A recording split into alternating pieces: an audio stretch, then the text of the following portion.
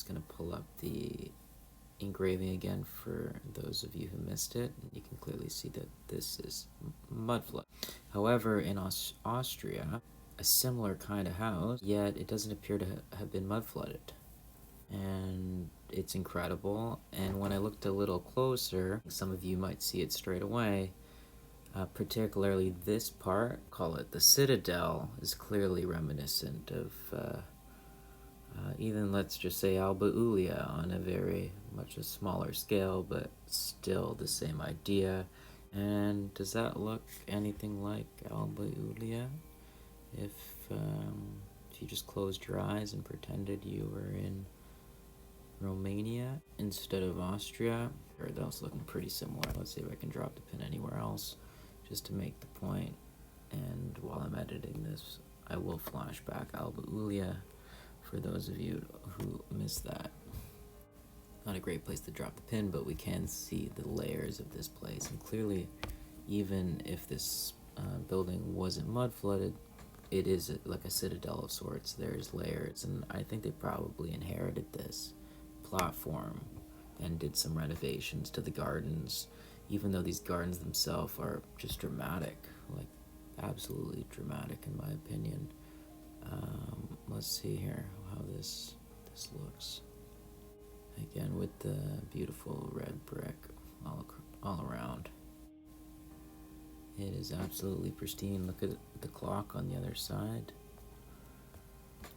This must have been some spectacle. I mean, it still is, but holy smokes, this makes an impression.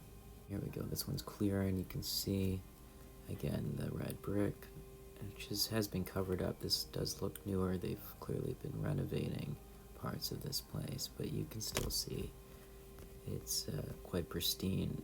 Clearly, you could have drawn a horse and carriage, or huge men could have walked through this place.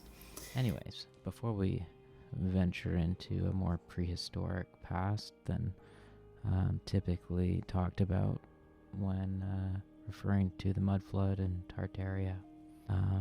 But first, I just want to thank all of my new subscribers. I'm now up to 60 subscribers, and there's basically only positive feedback. Hopefully the sound is a little louder in this video. That seems to be some of the main criticism. But meanwhile, thank you for the views, and please subscribe. It keeps me motivated to make these videos. And we find ourselves in Lebanon, and I'm looking for the ruins of the temple. This is what I'm looking for, the Temple of Jupiter as it's called, which no doubt there was a temple built on top of a base. Two completely different styles. Very, very impressive. Really reminds me of the Temple Mount in Israel.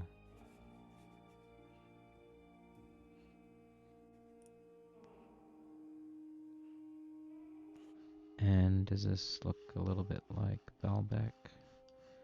I know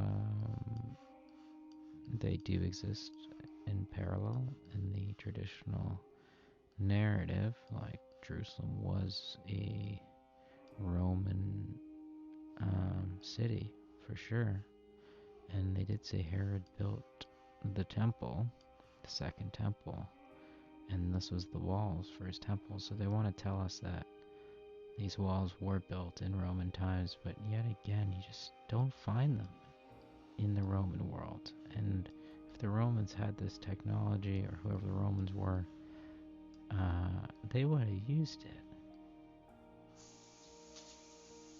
There is another site nearby known as the Pregnant Stone, which has the biggest megalithic block here. But as you can tell, the scale of these blocks, it's as if the tales of giants are not tales at all. Either that, or there's technology at play. What else could explain why a civilization that had the ability to cut these absolutely enormous multi-ton blocks and put them side by side, take them from the quarry and move them side by side, and it's as if this place was blown up or something. What happened here? And we can go, just for fun, to that pregnant rock. Here we go. So, the stone of a pregnant woman. And I'll just scroll through these photos. I'm sure you've seen them before, but it's always fun. It's like one day the civilization that was going to finish carving this rock disappeared, and it never was pulled out of the quarry. They'll tell you maybe it was cracked or something was wrong with it, but it's like, nah, we were going to lift this rock and we were going to place it in the foundations as a foundation somewhere, but we're gone now. We've gone somewhere else. Look at the person for skill. What can Wikipedia tell us about this stone? So, I want to tell us it's a Roman monolith. And no, this is not a Roman monolith that you find anywhere else, but in Lebanon. But it says, together with an ancient stone block nearby, is the largest monoliths ever quarried. The two building blocks were presumably intended for the nearby Roman temple complex, possibly as an addition to the so-called trilithon, and are characterized by a monolithic gigantism that is unparalleled in antiquity. Let's see if I can find the Jerusalem pregnant stone. This is an interesting page, and here we go. The Western Stone of the Western Wall. The Western Stone. And hello. This is amazing. Look at the size of this. And clearly something was used to move these into place, but what? Look at the size of this block. The Western Stone. So the Western Stone is a monolithic stone ashlar block forming part of the lower level of the Western Wall in Jerusalem. This is the largest stone in the Western Wall and is visible within the Western Wall tunnel.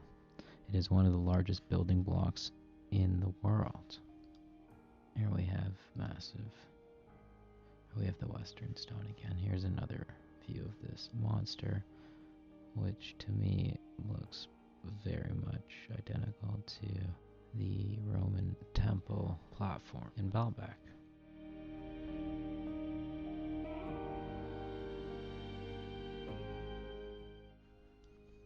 So clearly the same magicians or architects and builders at work here.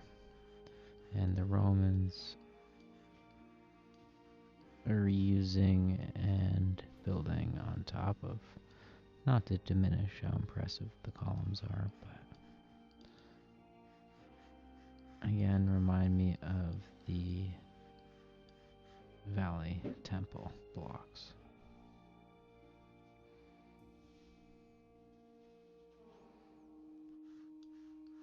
And here we are looking at the same giant megaliths, same architecture that we're seeing with the base of the Temple of Jupiter in Baalbek and the Temple Mount in Jerusalem. We have this completely forgotten civilization, without a doubt the Atlantean civilization, for lack of a better name. They're for sure forgotten civilization, but you just have to wonder if they're just the first in line of wiped out and forgotten civilizations. We just take credit for what we find, and people are none the wiser. They don't ask any questions. Like, what kind of slaves are able to build such magnificent, perfect monuments? And for what purpose? There's clearly technology here. There's not mortar being used. These are just perfectly cut stones. Again, we'll just overview at our see the same business going on at Baalbek. And again, this is just make the point that the Roman civilization did exactly what we do by just taking credit for what their ancestors left behind. Look at this.